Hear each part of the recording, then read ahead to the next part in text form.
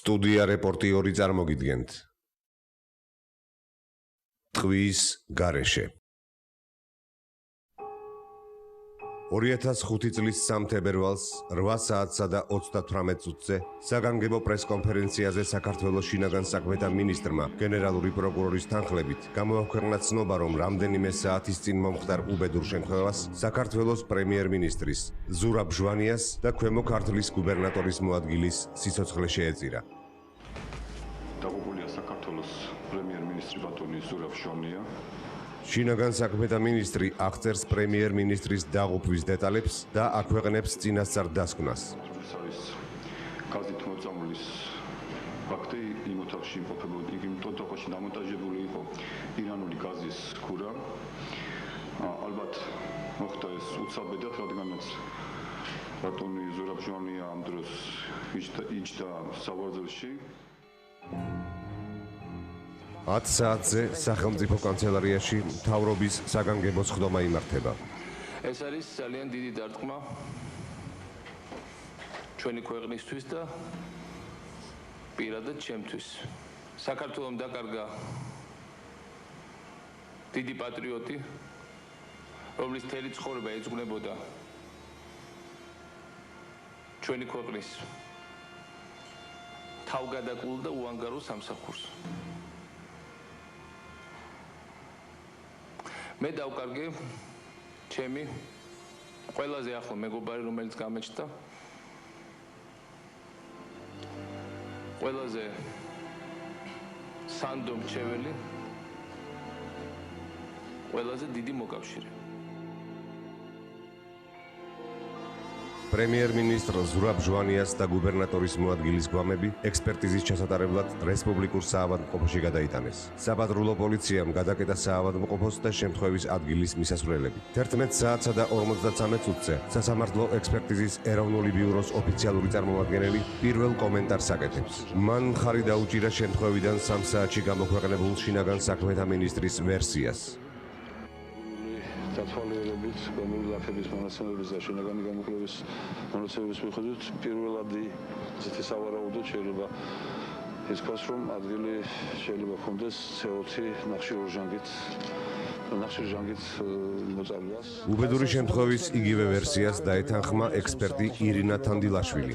გამოკვლევა კარბოქსიგემოგლობინზე, პირველადი გამოკვლევით აღმოჩნდა კარბოქსიგემოგლობინი სისხლში, რაოდენობა ზუსტად, ესე იგი, ხვალ 3 საათისთვის, ხვალ 3 საათისთვის იქნება დადასტურებული ზუსტად.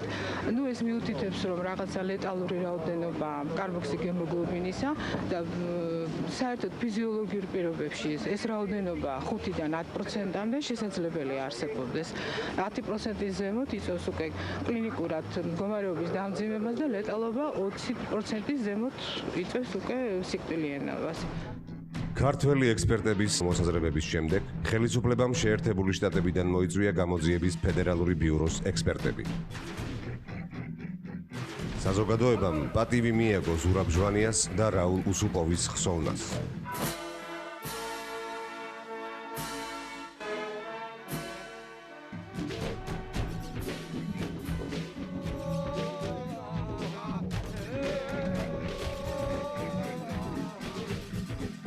Orientas 5 წლის 1 აპრილს გამოქვეყნდა გამოძიების ფედერალური ბიუროს ექსპერტიზის ანგარიში.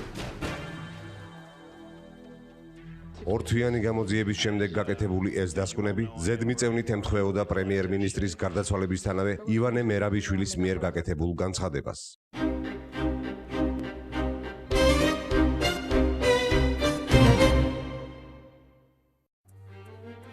2005 წლის 2 თებერვალს პრემიერ-მინისტრმა ზურაბ ჟვანიამ სამუშაო დღის ბოლოს დაახლოებით 22 საათსა და 55 წუთზე სახელმწიფო კანცელარია დატოვა.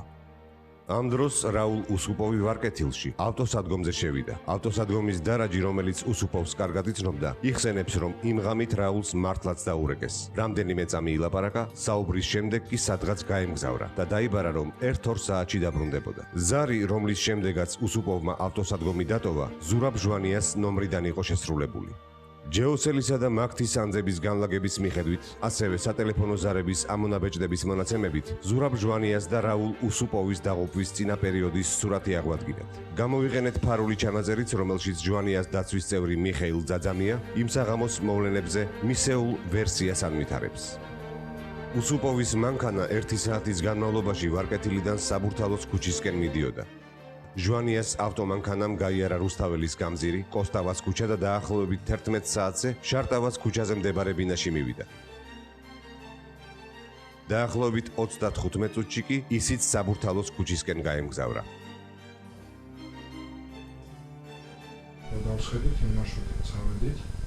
ჟვანიას დაცვის წევრი მიხეილ ძაძამია ამბობს, რომ ჟვანია კონსპირაციულ ბინაში ესკორტის გარეშე წაიყვანა. გზაში სურსათი და კონიაკი შეიძინა. მანქანას ნელა მართავდა, რადგან ჟვანია ტელეფონზე საუბრობდა. როდესაც სახლთან მივიდნენ, ჟვანიამ დაავალა, რომ უსუპოვისთვის დაერეკა. 23 საათი და 59 წუთი იყო. კუთხეში რომ გავჩერდი. ხარო გადავიდე სადაც. აურეკე და მიხარ მოდი. ამის შემდეგ ძაძამია ყვება, რომ ისინი საბურთალოს 53-ში კონსპირაციულ ბინაში შევიდნენ. სინათლე აანთო, გამათობელი ჩართო, ამ დროს უსუპოვმა კარზე დააკაკუნა. კარი ჟვანიამ გააღო და ძაძამიას უთხრა, წადი და როცა დაგირეკავ, მაშინ მოდიო. ძაძამია ამ დროს ჟვანიასთან ერთად საბურთალოს 53-ში ვერ იქნებოდა. ვერც სინათლეს, ვერც გამათბობელს ვერ აანთებდა. რადგან 23 საათსა და 59 წუთზე ძაძამიას ტელეფონმა დიდუბის ანძიდან დარეკა. პრემიერ-მინისტრის დაცვის წევრი შემთხვევის ადგილზე სავარაუდოდ მხოლოდ 3 საათზე დაბრუნდა და მისივე თქმით ჟვანიასთან დაკავშირებას ცდილობდა. რომ დავაკაკუნე კარებზე, დავაზარე. კარები არავინ არ გამიღო. მე ავძვერი ფანჯრიდან და შევანტრუე აქეთა კუთხის ფანჯრა. ფანჯრა რომ შევანტრუე, ის ფარდა რომ გავციე. დავინახე რომ სურათლის ხოში იყო და ის კუთხისკენ იყო. ჯერ ზურას ვეძახდი ეს კუთხისკენ გავციხე. არიაგირებდა მე ეგრევე გადავურეკე კობას. და უთხარი რომ ესეთი სიტუაცია არიაგირებს არაფერზე მათ. იქ არის რაღაც დაიანქა. ტელეფონი აღდებოდა შევაერთე რომ კიდე ამერიკა კუბასთან სადახარ. კობა ხაშილაძე, ვისაც ძაძამიამ დაურეკა, პრემიერ-მინისტრის დაცვის უფროსი იყო. იგი ძაძამიას თქმით ძალის მიღებისთანავე საბურთალოს ქუჩისკენ გაემგზავრა. ავტოსადგომი, სადაც ძაძამია ტელეფონის დასატენად წავიდა, შემთხვევის ადგილიდან დაახლოებით 200 მეტრითაა დაშორებული. გზად გაზის წნევის მარეგულირებელი ჯიხური მდებარეობს. პრემიერის სიკვდილის დღეს ჯიხურის საკეტი გატეხილი იყო. ამ საკითხს მოგვიანებით დაუბრუნდებით. ოთახში მიტოვებულ პრემიერ-მინისტრთან დაცვამ მხოლოდ 4 საათზე შეაღწია. კობა შეძრა. იმაში და შეძრა. მე გარეთველოდებოდი რა, თან ხა დაყვეთ, ისიც არ მენოდა თან ისეთი მომენტი. დაახლოებით 1-4 მერე კობამ გამიყო კარი. და რომ შევედი შიგნით. სურა ესე იყო. ძაძამია ამბობს, რომ პრემიერ-მინისტრი და გუბერნატორის მოადგილე უკვე გარდაცვლილები იყვნენ. იქვე იყო გაშლილი სუფრა და ნარტი. კობას მითითებით ძაძამიამ გაზის გამათბობელი გადაკეტა. მე დავინახე გაზი და ვერ ვუწევ გაზს. ვაკონდა და კობა მითხრა გამორთი ამის დედა მომწყანო და გადავკეტე. ძაძამია გაზის შხვილზე მიუთითებს. არადათბილგაზის საავარიო სამსახურს ამ უბანზე გაზი 1 საათით ადრე გადაეკეტა. გაზის საავარიო გისმენთ. თბილგაზში საბურთალოს ქუჩიდან გაზის წნევის მომატების შესახებ შეტყობინება ღამის 3-ის ნახევარზე მივიდა. თბილგაზის ჟურნალის მიხედვით 2 საათსა და 35 წუთზე საავარიო ჯგუფი უბანზე გაემართა. 2 საათსა და 55 წუთზე კი გაზი გადაკეტილი იყო. თბილგაზის თანამშრომელი ნოდარ სუხაშვილი, რომელმაც გაზი უშუალოდ გადაკეტა, ამბობს, რომ ჯიხურის საკეტი გატეხილი დახვდა. მე რო შევხედე რომ გატეხილი იყო ურდული, ის კლიტე გავხსენე თვითონ ამისი კარები. თბილგაზი ადასტურებს, რომ წნევამ იმ ღამეს მარტო ამ უბანზე მოიმატა. რაც მხოლოდ გატეხილი საკეტის მიღმა მდებარე წნევის რეგულატორის ამოქმედებით იყო შესაძლებელი. გაზი 3-ს რომ 5 აკლდა, მაშინ გადაიკეტა. დაცვის წარმომადგენლებმა ბინაში 4 საათისთვის შეაღწიეს. აქედან გამომდინარე, შეუძლებელია ვინმეს ოთახში გაზის ხმა გაეგო.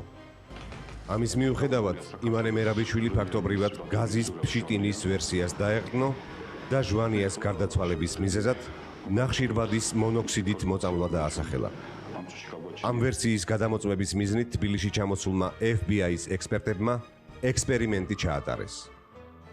ამერიკელებმა გამოიკლიეს თუ რა გავლენა შეეძლო მოეხდინა ღუმელის გაუმართავობას ჰაერში ჟანგბადისა და ნახშირბადის კონცენტრაციაზე, რაც წინასწარი გამოძიების აზრით სიკვდილის მიზეზი გახდა. ექსპერტებმა 12 საათზე ნიკალას გამათბობელი ჩართეს და ექსპერიმენტი დაიწყო, რომელიც 4 საათნახევარი გრძელდებოდა. ამ დროს სპეციალური მოწყობილობებით ჰაერში ჟანგბადის შემცველობას ზომავდნენ. ექსპერიმენტის დაწყებისას ჟანგბადის დონემ 20.5% შეადგინა და 4 საათნახევრის შემდეგ 18.4%-მდე დაიწია. 4 საათნახევარში გამათბობელი გამორთეს და ნორმალური კონცენტრაცია მომენტალურად აღდგა. იმის შესაფასებლად, თუ რა ფიზიოლოგიურ გავლენას მოახდენდა ჟანგბადის შემცველობის კლება 20.5%-დან 18.4%-მდე, ექსპერტებმა ამერიკის სტანდარტიზაციის ეროვნული ინსტიტუტის პარამეტრები გამოიყენეს. ამ სტანდარტების მიხედვით 20.9% ნორმალური რაოდენობაა. 19% იწვევს გარკვეულ, თუმცა შეუმჩნევლ ფიზიოლოგიურ ზეგავლენას.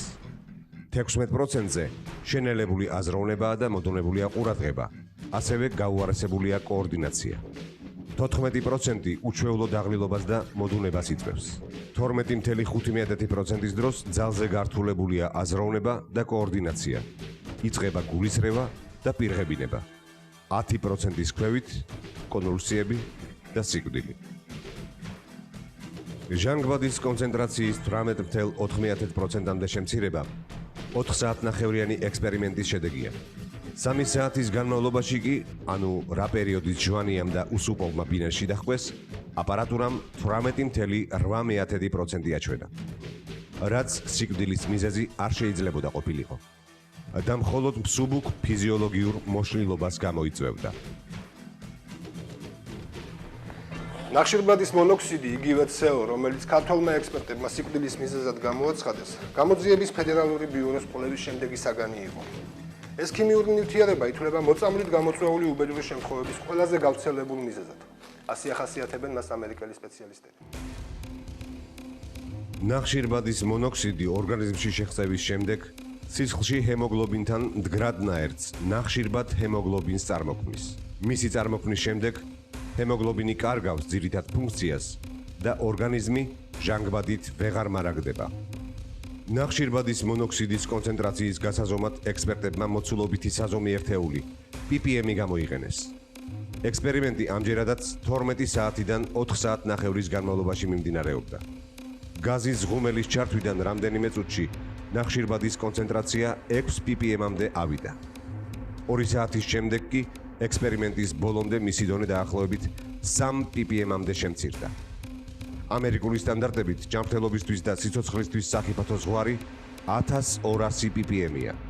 ანუ ოთახში ექსპერიმენტის დროს სიცოცხლისთვის საფათო ზღვარზე 200 ჯერ ნაკლები კონცენტრაცია დაფიქსირდა. იმის დასადგენად, თუ რა ზეგავლენას ახდენს 6 ppm-ი ნახშირბადის კონცენტრაცია ადამიანის ჯანმრთელობაზე, ბიოლოგიურ მეცნიერებათა დოქტორის ლაზარევის რედაქციით გამოცემული ცნობარი მოვიშველიეთ. იმის გათვალისწინებით, რომ 6 ppm-ი 0.6 მგ/ლიტრია, ნახშირბადის მონოქსიდის ეს რაოდენობა 25 წუთიდან 3 საათამდე დროის განმავლობაში ორგანიზმში ნახშირბად ჰემოგლობინს არ წარმოქმნის. მან შეიძლება მხოლოდ მხედველობის სიზუსტის დაქვეითება გამოიწვიოს. გამოძიების ფედერალური ბიუროს ლაბორატორიის მიერ ჩატარებულმა სისხლის ანალიზმა კი აჩვენა, რომ ჟვანიას სისხლის ნახშირბად ჰემოგლობინით გაჯერების დონე 72%, უსუპოვის კი 74% იყო. ლაზარევის ცნობარის მიხედვით 3 საათის განმავლობაში რომ სისხლი ნახშირბად ჰემოგლობინით თუნდაც 60%-ზე გაჯერდეს, ჰაერში ნახშირბადის მონოქსიდის კონცენტრაცია 1.26 მგ/ლიტრი, ანუ 1000 ppm-ზე მეტი უნდა ყოფილიყო. შემთხვევის ადგილზე ჩატარებული ექსპერიმენტის დროს კი ნახშირბადის კონცენტრაციამ 4 საათნახევრის განმავლობაში მხოლოდ 6 ppm-ს მიაღწია. ერთ-ერთი ვერსია, თუ როგორ შეიძლებოდა აღმოჩენილიყო ჟვანიას და უსუპოვის სისხლში 72 და 74% ნახშირბად ჰემოგლობინი, მათი დაღუპვიდან რამდენიმე დღეში ინტერნეტ გვერდებზე გამოქვეყნდა. წყაროები იუწყებოდნენ, რომ რუსეთის სპეცსამსახურებს შეიარაღებაში ჰქონდათ ქიმიური შენაერთი სახელწოდებით რკინის პენტაკარბონილი. ლაზარევის ცნობარის მიხედვით, რკინის პენტაკარბონილი ღია მოყვითალო ხსნარია და მძიმე მომწამრელი ეფექტი აქვს ორგანიზმში როგორც საღლაპავი, ასევე ინექციის გზით მოხვედრის შემთხვევაში. ინტერნეტში გავრცელებული ინფორმაციით, რკინის პენტაკარბონილით მოწამული სიმპტომები პრაქტიკულად არ განსხვავდება ნახშირბადის მონოქსიდით მოწამულისგან. შხამის ქიმიური შემადგენლობა მარტივია. იგი შედგება რკინისგან და ნახშირბადისგან. 2 გრამი პენტაკარბონილის ადამიანის ორგანიზმში მოხვედრა სისხლში ნახშირბადის კონცენტრაციას 5 ჯერ ზრდის, ხოლო რკინის შემადგენლობა პრაქტიკულად არ იცვლება. FBI-ის დასკვნა ასეთი იყო. გამოძიების ფედერალური ბიუროს ლაბორატორია აღნიშნავს, რომ თბილისში ჩატარებული ექსპერტიზის დროს ნახშირბადის მონოქსიდის კონცენტრაციას არ მიუღწევია და გადაუჭარბებია CL და IDHL სტანდარტებისთვის. ჩვენს ხელთაა დოკუმენტი, რომელიც სანდო წყაროს ცნობით გამოძიების ფედერალური ბიუროს ანგარიშის ოფიციალური თარგმანია და თანახლავს საქმის მასალებს. თარგმანში დასკვნითი დებულების შინაარსი საწინააღმდეგოდაა გადმოცემული და წერია, რომ ექსპერიმენტის დროს ნახშირბადის მონოქსიდის კონცენტრაცია მიაღწია და გადააჭარბა ადამიანის ჯანმრთელობის და სიცოცხლისთვის საშიშ ზღვას. ინგლისურენოვან ვარიანტში იყო, რომ არ მიუღწევია და არ გადაუჭარბებია. თარგმანში კი წერია, რომ მიაღწია და გადააჭარბა. რადგან ოთახში ნახშირბადის მონოქსიდის სათანადო კონცენტრაცია ექსპერიმენტით არ დადასტურდა, ჟვანიას და უსუპოვის სისხლში ნახშირბადის სასუნთქი გზებით ვერ უნდა მოხვედრილიყო. ამ ფონზე კი უდიდეს ინტერესს იწვევს ჟვანიას ქვედა ტუჩის მარცხენა ნახევარში მდებარე სისხლჩაქცევა და ნაჭდევი. სასამართლო ექსპერტიზის ბიუროს დასკვნაში წერია, დაზიანების მორფოლოგიური სურათის გათვალისწინებით იგი განვითარებული უნდა იყოს სიკვდილის დადგომის შემდეგ, ახლო პერიოდში. ექსპერტი მაია ნიკოლეიშვილი ამბობს, რომ დასკვნაში ასეთი ჩანაწერის არსებობა ტენდენციურობაზე მიანიშნებს. ნაჭდები, რომელსაც თან ახლავს სისხლჩაქცევა, ამ კონკრეტულ შემთხვევაში გვიჩვენებს იმას, სწორედ სისხლჩაქცევა გვიჩვენებს იმას, რომ ის წარმოქმნილია სიცოცხლის დროს. ანუ ეს არის სწორედ სიცოცხლის დროინდელობის ნიშანი, მაგრამ არსებობს ერთი მცირე დაშვება, რომ სისხლჩაქცევა ასევე შესაძლოა წარმოიქმნას სიკვდილის დადგომიდან ძალიან მცირე დროში. მაგრამ ამ შემთხვევაში სრულად გაუგებარია სიცოცხლის დროინდელობის ისეთი კარდინალური ნიშანი, რომელიც არის სისხლჩაქცევა, რატომღაც მიკუთვნებულია და ნათქვამია, რომ წარმოიშვა სიკვდილის შემდეგ. კონკრეტულ გარემოებებში შესაძლოა ასეთი რამ მოხდეს, მაგრამ ამ დასკვნაში გვაქვს პირდაპირ თითქოს მითითება იყო ვიღაცის, ნათქვამი გვაქვს, რომ ეს განვითარდა სიკვდილის შემდგომ, რაც სრულიად გაუგებარი და აუხსნელია ჩემთვის. ეჭვი იმის შესახებ, რომ ჟვანიას და უსუპოვის სისხლში ნახშირბად ჰემოგლობინის მაღალი პროცენტის მიზეზი გაზის გამათბობელი არ იყო, ძლიერდება მონათხრობით, რომლის მიხედვითაც უსუპოვს მკერდის არეში ნანემსრები ჰქონდა. ამ მონათხრობის ავტორები არიან პირები, რომლებმაც უსუპოვის გვამი უშუალოდ დაათვალიერეს. თავიდან ბოლოს მე როგორ იყო ეს მოხდა. სწორე ხაზი ქონდა აი, სადღაც რამდენიმე სანტიმეტრი აი ეს გარშემო არის. აი ეს იყო აი ეს და მუქი ფერის პარტურია. ძვანე. თლიანად ძვანე იყო, აი როგორც თმის აი მასე ეს ხაზი. და დასიებული აი ეს ყელი. ველი ახლა დასიებული მე მინახე მასეც მე არ. აი მაშინ კონდა აი მაშინ და გერმანიაში. ნუძების მარლა იყო ზუსტად აი ეს ბიზმარნა და სარგისავით აი როგორც გაჩეს აი ესეთი რამე იყო პოლიტიკის მარლა. და კიდევ ერთი ფაქტი, რომელიც ამ უბედურ შემთხვევას საეჭვოს ხდის, ისაა, რომ ბინაში, სადაც გამოძიების ვერსიით პრემიერ-მინისტრმა უკანასკნელი ღამე გაატარა, სადაც ივახშმა და ცოტაოდენი სასმელიც მიირთვა, გამოძიების მიერ ამოღებულ არც ერთ ნივთზე, არც ერთ საგანზე ზურაბ ჟვანიას და რაულ უსუპოვის თითის ანაბეჭდები არ აღმოჩნდა.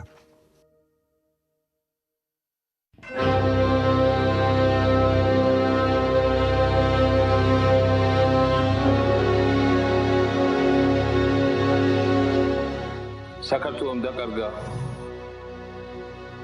დიდი პატრიოტი, რომლის მთელი ცხოვრება ეძღვნებოდა ჩვენი ქვეყნის თავგადაკულ და უანგარო სამსახურს. მე დავკარგე ჩემი ყველაზე ახლო მეგობარი, რომელიც გამეჩნდა, ყველაზე სანდო მრჩეველი, ყველაზე დიდი მოკავშირე.